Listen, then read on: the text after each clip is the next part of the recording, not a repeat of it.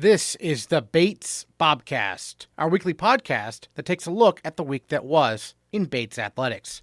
My name is Aaron Morse, and this week we preview the field hockey and golf seasons, plus an early look at the 2022 Bates football team with senior captain Sean Bryant. That's coming up on the Bates Bobcast.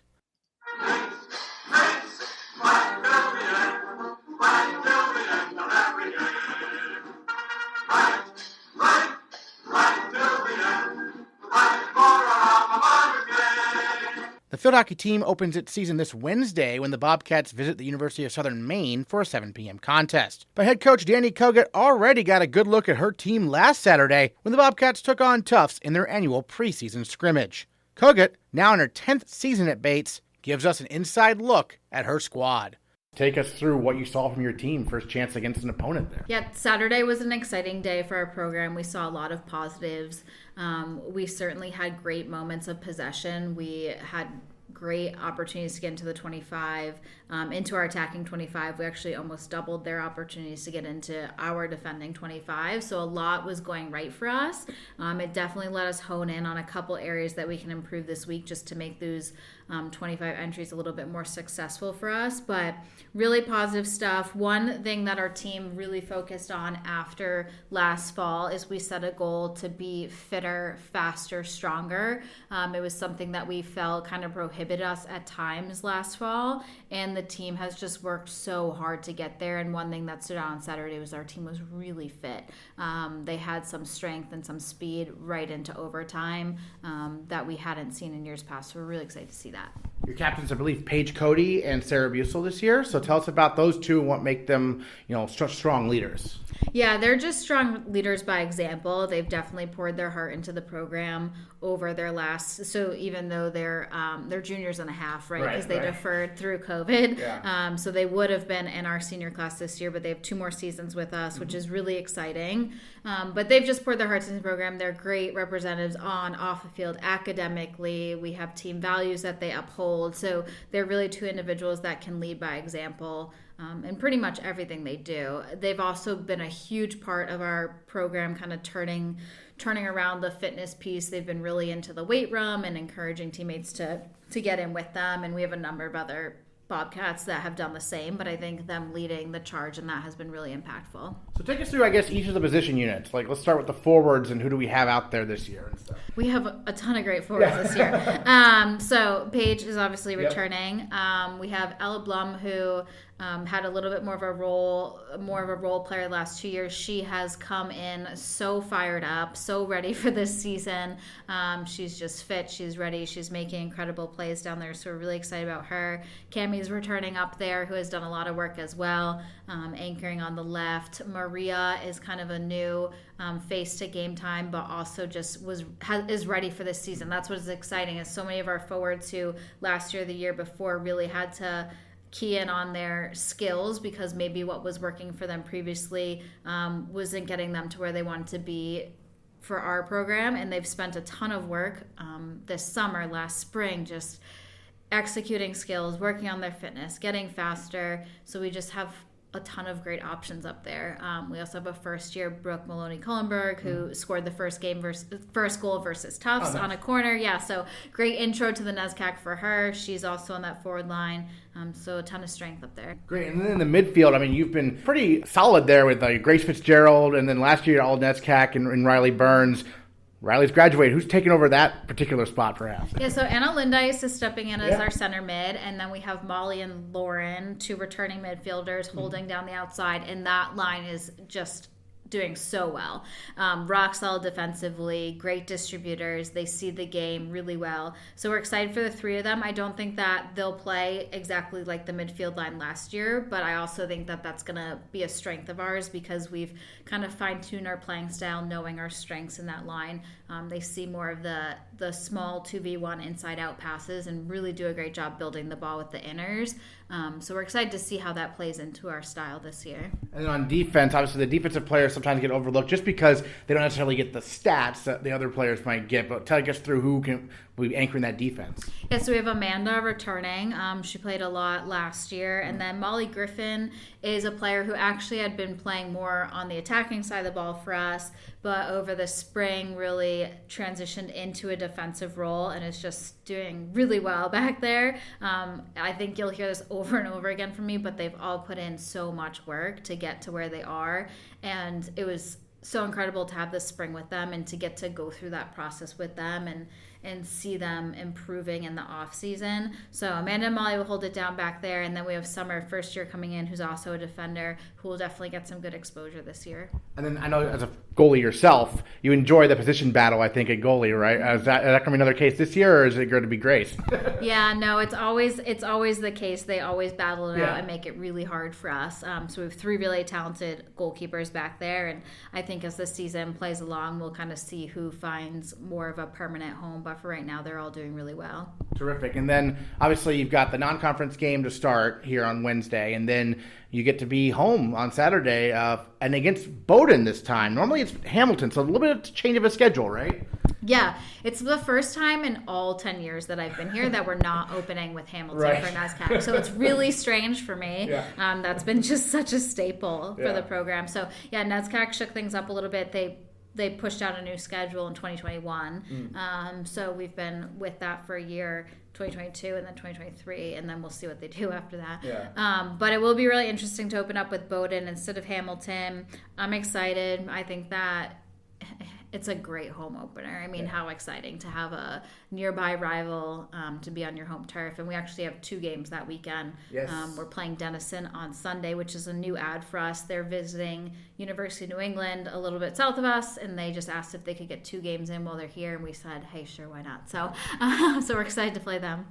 The Bowdoin games have been really close in recent years, it seems like.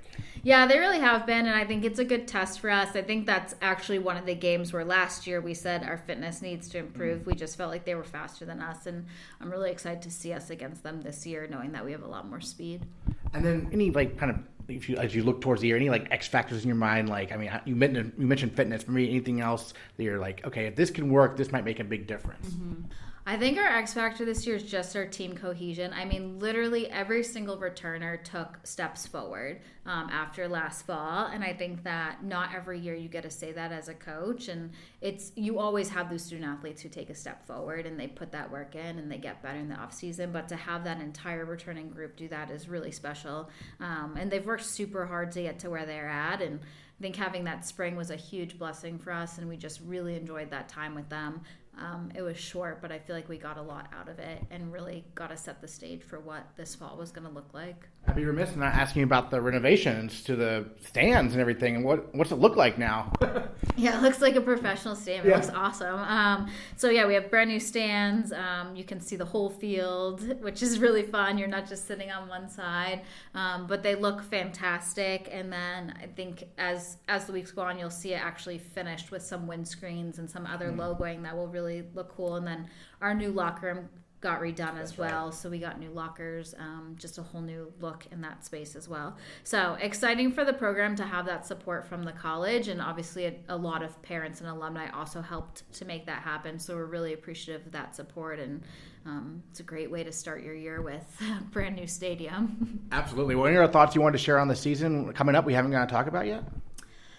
I don't think so. I think we're just excited to have people come out and watch, and hope to get some support from other students and faculty and all that, because it really makes the game special for our team. All right, Dani Kogut, thanks so much. Yeah, thank you, Aaron. The golf teams open their respective seasons this Saturday and Sunday. The women are traveling to Brunswick for the Polar Bear Shootout on Saturday, followed by the State of Maine Invitational Sunday. Meanwhile, the men head to Middlebury, Vermont for the 2-day Duke Nelson Golf Tournament. Directors of Golf Abby Spector and Brendon Croteau joined the Bobcast to take a look at the upcoming season. Well, Abby, let's start with you. The women's golf team last year, you had 3 individuals qualify for NESCAC championships. How cool was that, in your first year to get 3 people to NESCACs like that? That was fantastic. So exciting. The girls were so excited just to be there, and we had a great time. Tell me about those 3 in particular, what they brought to the table last year, your first year coaching them, what you saw from them. I saw massive amounts of improvements from all of them, and they're very dedicated. My whole team was very dedicated and very serious about improving and getting better. And they're all very competitive, which is fun. I saw Nerea won a tournament in Spain over Yes, she did. Tell us about that. I'm so proud of her. I believe it was a county championship that she won over there. I don't know a lot about golf in Spain, but it was a win. Yep. A win's a win, and I'm sure it felt good for her, and I'm very proud of her. So with the first couple tournaments here this weekend, you have 2 one-day tournaments basically there in Brunswick. What are you looking to see from the team? You know, how much have you gotten to work with the team so far? You know, the team just came back, right? We start practice tomorrow. Okay. And everyone's very excited about that. We're having a team meeting tonight, and we're all excited to get started. So what's the typical practice like, you know, over there at Martindale and stuff? We practice for about 2 hours, and we work on all the different parts of the game, and sometimes we take it out onto the golf course and put it to the test. So a lot of range work then, is that, or? Range, putting green. Yep. Yes, a lot of times we use the first hole as just an entire practice hole for everything that we can work on, which is very nice that we have that to use. They're wonderful to us over there. Excellent. And then Brendon, looking at the men's golf team, pretty big roster, and you've got a senior captain. Tell us about Patrick Bergen. Yeah, no, Pat's, he's been there the longest. He's a senior. He's our one and only senior. Right. Yeah, and he's had the most experience, and he's really good. He's a good team guy, and he gets everybody together. And like I said, probably most tournament experience on the team. So I'm excited to have him step up and kind of lead us the way. And lots of juniors, right? Is that what you're talking about? A lot of juniors, yeah. We have probably 6 juniors on the roster. And, it was hard because their freshman year was kind of that weird year, that COVID year. So, they have 1 full year under their belt. And I think, coming and having 1 full year and their junior, we should be looking for a good season. So. And then this spring, the men get to host the NESCAC Championships. How exciting is that for you? Yeah, no, it's really exciting. And everyone knows, everyone on our team, they know that, and we're trying to prepare as much as we can. I know it's, we have a gap, probably 3-4 month gap in the winter. But still, I think having that course advantage and getting the atmosphere from students and faculty and everybody to come, support us, I think will be really helpful. It'll be good. And then you mentioned the gap during the winter, the sim room in Merrill. Maybe both of you can talk about how valuable that is for the team, right? Yeah. No, it's nice. I mean, because, golf is such a short season, and when it gets broken up like that, it's hard to keep everything together. And so having that as a facility and being able to use that is really helpful. And it's good team bonding, too. The guys and the girls will go in there together and work together. And so it's a great resource to have on campus. They can walk right there. They don't have to travel, especially in the wintertime with the snow and everything. So I think it's awesome, and I know they use it quite a bit during the winter.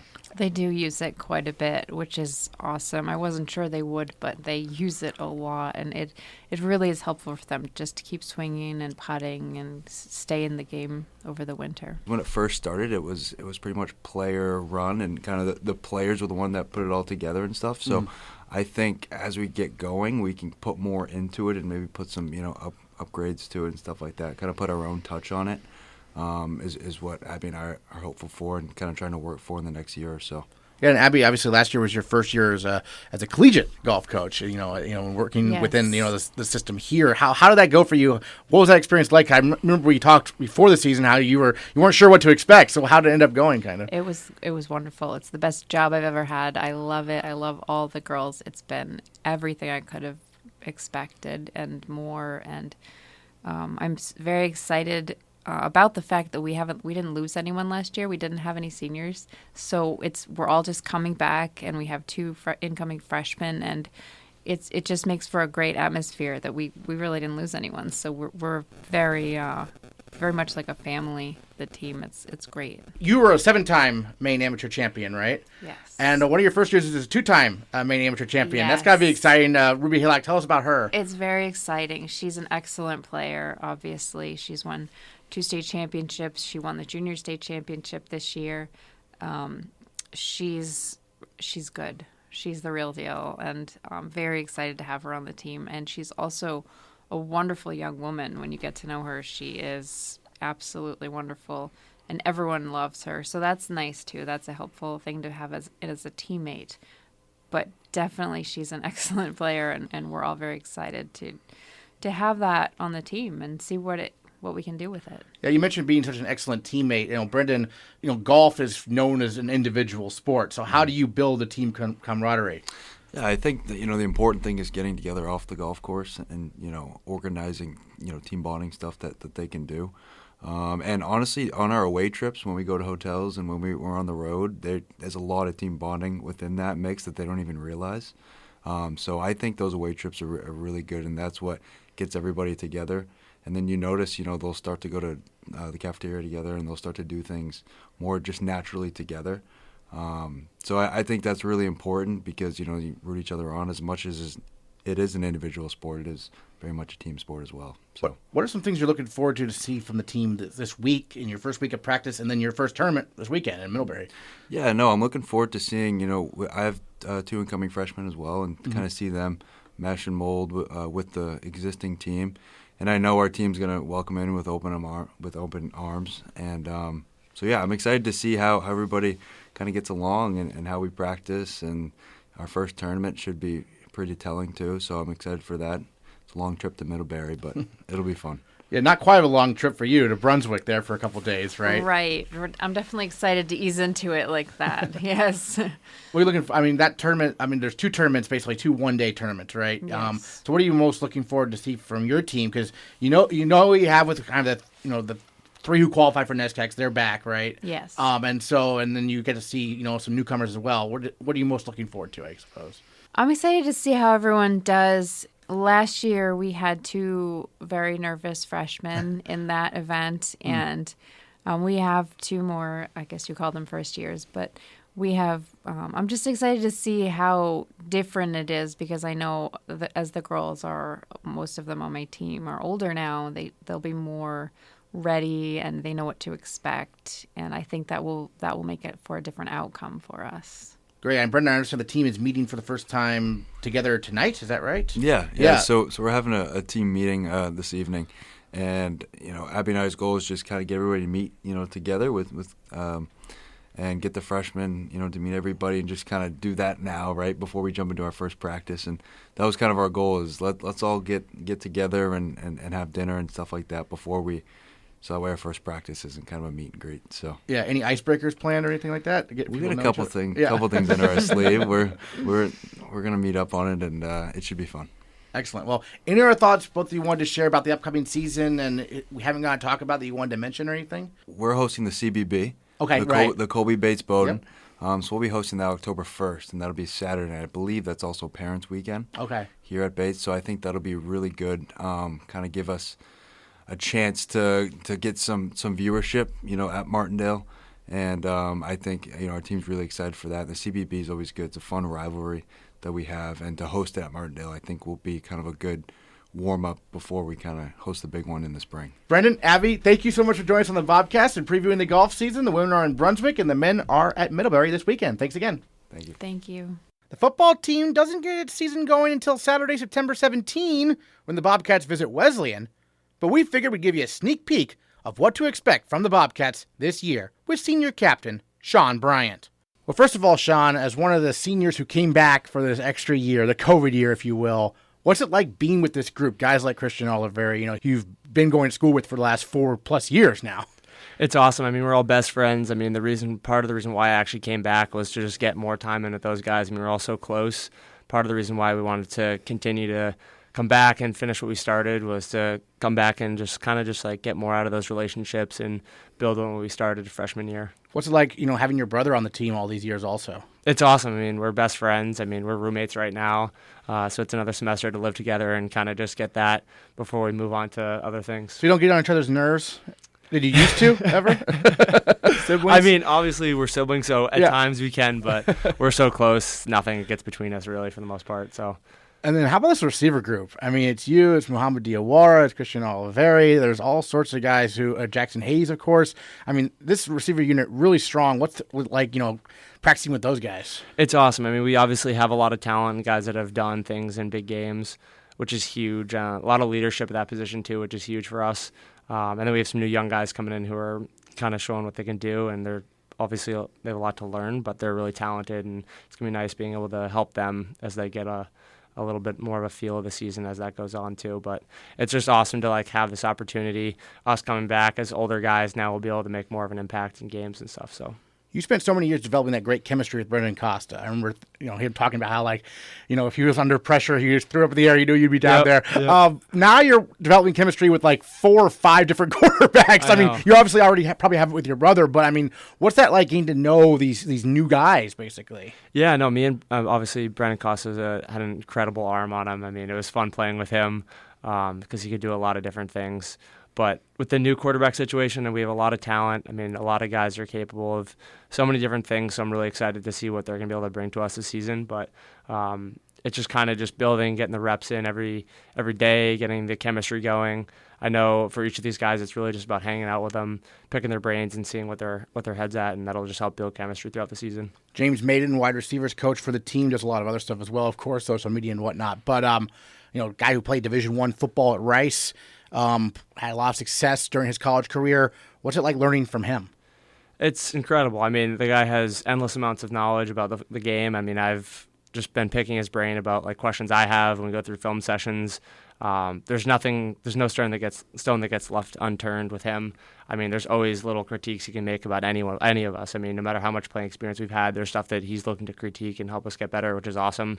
I mean, I don't want to be in a place where it's just sort of complacent. You're like, oh, like you're doing fine. Like it's nice to have that sort of like coaching where he's able to critique us no matter what, and we're like getting better every day because that'll help us in the long run. So he's a really, really talented coach, and I'm blessed to have him on our side. And then obviously we're a few weeks into fall camp now, so it's been a little rainy the last couple of days. But in general, describe how the practices are being run. With new coaches, you worked with them in the spring, but has fall been a little different? Yeah, just super organized. I mean, over the spring, obviously, it was a little different with no pads, and we didn't have a full roster yet. Now that we have a full roster, they did a great job recruiting, and they got a full class in for us, which is huge depth-wise. Yeah. So that's been awesome. But in terms of practice, it's really just about getting team reps. We've been doing a lot of, 7-on-7 and kind of just, getting different reps in for building your individual skill stuff and then competing with offense and defense, which is always fun too. Oh, absolutely. Yeah. How's the defense? You're going up against them every day. How are they shaping up? They look awesome. Yeah. I mean, they got great coaching over there too. I mean, Coach Urgel's doing a great job with the defense, so it's been great to be able to go up against them every day. I mean, we have great defensive backs, them, so they've been killing it, and they worked really hard this summer, so it's been great being able to go up against them every day too. Yeah, like Muhammad Koulibaly, obviously second team All-NESCAC at corner. Incredible. Do you have to go up against him sometimes? Yeah, I line up primarily usually in the slot or at wide, so they're kind of moving me around, but when I do go up against him, it's always a good matchup. He's a really good corner. And Owen Straley obviously is really good too, so it's always a good battle between those guys. Now, obviously, we're looking forward to the season, but I did want to go back real quick to the final game of last year. Yeah, the last-second touchdown pass to Oliveri. Your reaction's great. On the near side, you can see you bending down, kind of. It's shocked, I guess, joy. Take us through your perspective of that play, just looking back on it. I mean, I was running across from it on that play, and I just was kind of like, I was exhausted, first of all. It was a long game. We had a long drive at the end of it, trying to come back. Yeah, and I was just trying to get open, and then I look over my right shoulder, and then I see Colton just hombing it way up in the air. I look over, and I see Christian he's obviously one of the fastest kid I've ever met. So he's an incredible athlete. Just seeing him go down there, I'm like, all right, we can do something with that. And then just seeing him catch that with 2 guys on him is an incredible play, something that I know we've all talked about and something I'll remember the rest of my life. Incredible play by them. You've had wild games against Hamilton because you had that big comeback at Hamilton, and they must be pretty frustrated at this point. That's what I'm thinking. They're not happy with us. Whatever it is, they don't like us. Now this year, your season opener is different. You're at Wesleyan, which is Coach Coyne's alma mater. I mean, has he mentioned anything about this upcoming game and what it means to him?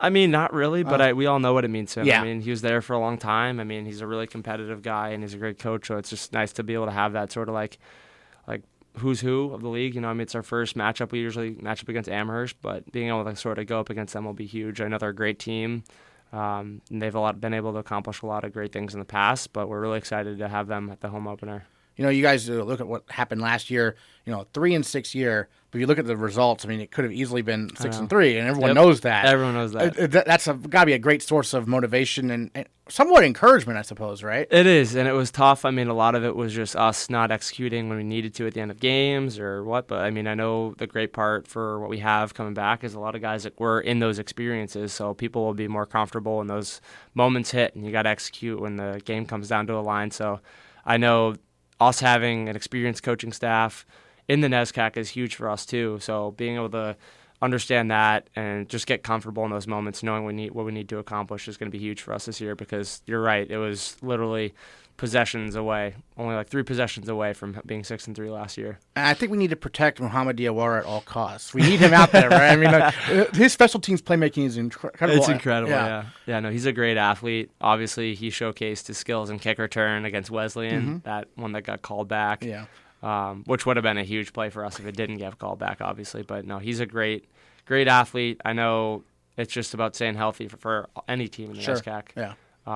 So that'll be huge for us too, having him back and doing that whole thing with you him on mentioned, special teams. Right. Yeah. You mentioned the increased depth. I know it's 74 guys on the roster this year, so that's more than it was last season, right? Oh, yeah. So is that? I mean, that's got to be a source of encouragement as well, right? Of course. I mean, when COVID hit, it obviously hurt recruiting for a lot of teams in the NESCAC, not just us, but.